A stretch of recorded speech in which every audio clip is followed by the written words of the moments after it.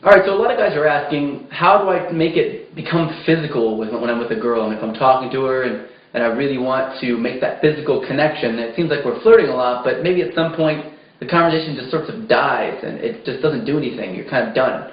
How do you keep this from happening? Well, physical connection and physical attraction is all related to physical touch, of course. It's not just about you see somebody. Like for men, we see a girl, she's hot, we immediately want to get physical with her. Women aren't necessarily like that. There's a lot of boundaries that they have to feel safe with you first, because they get in a situation where you're dealing with a much more overpowering man and they don't trust the guy and something bad could happen.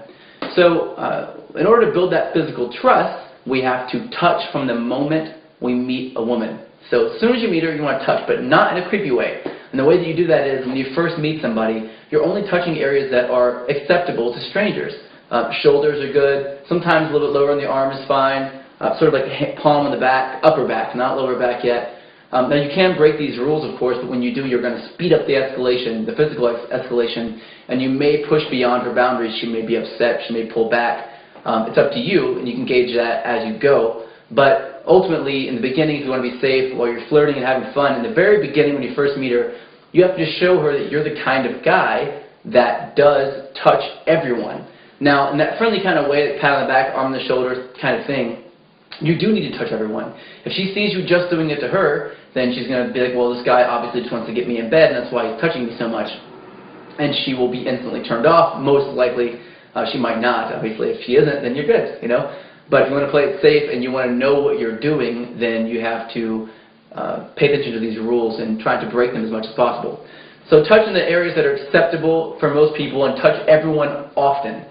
Once you get into rapport, that stage where you start to connect with her emotionally, where you're talking to her about things that actually matter, at that point, you have to continue the touch.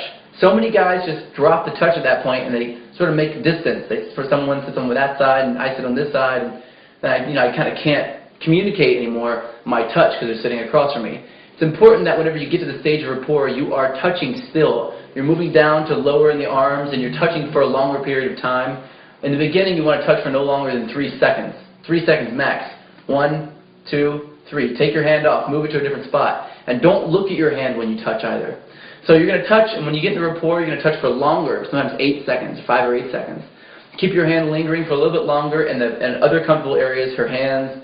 You can then touch her hair as well, if she's comfortable with it, of course. Make sure you gauge and you use the rules that you learn in the Tao of Badass, the book, and learn as much as you can from that, obviously. So calibrate, and then as long as you do that, while you're going through the process of touching throughout the entire interaction, and as you're building emotional trust and you're touching, then she's going to trust your touch as well. So it's not just she's not just going to trust you and your emotional openness with her. She's also going to trust your touch with her, your physical nature with her, and then there'll be no gap to jump over whenever you are getting physical with her.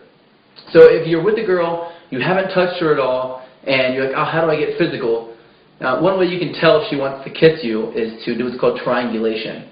A triangulation is where you look at her, one of her eyes, then the other, then back at the other again, and then down at her mouth, then up at her eye, and then back and then down at her mouth. And this makes it upside down triangle, which is why it's called triangulation or triangular gazing. When you do this, it sends a subconscious signal to her that, it doesn't say to her that you want to kiss her necessarily. It makes her, if she has any kind of feeling about wanting to kiss you back, it makes that come up. And what will end up happening is she'll start doing it back to you. She does it back to you, it's all subconscious, she does, it's on, and you need to go for the kiss. Right then.